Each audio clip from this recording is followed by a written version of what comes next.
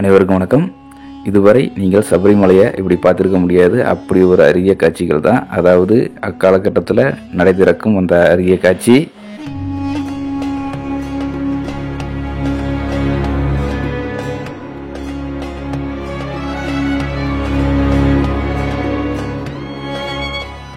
அக்காலகட்டத்தில் சபரிமலை அந்த 18 படிகள் தக்கத்தால் இல்லாமல் வெறும் அந்த சிமெண்ட் தரையோடு இருக்கிற அந்த அரிய காட்சி தான் பார்க்குறீங்க. இப்போ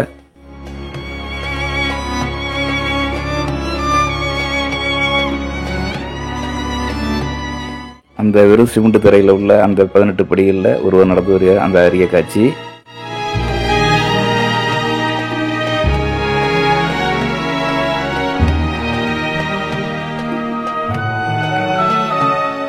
சபரிமலையோட முக்கியமான அந்த இடம் 18 படிகள் அந்த இருக்க அந்த கோயில் வெளிப்பகுதியிலிருந்து எடுக்கப்பட்ட அந்த அரிய காட்சிகள்.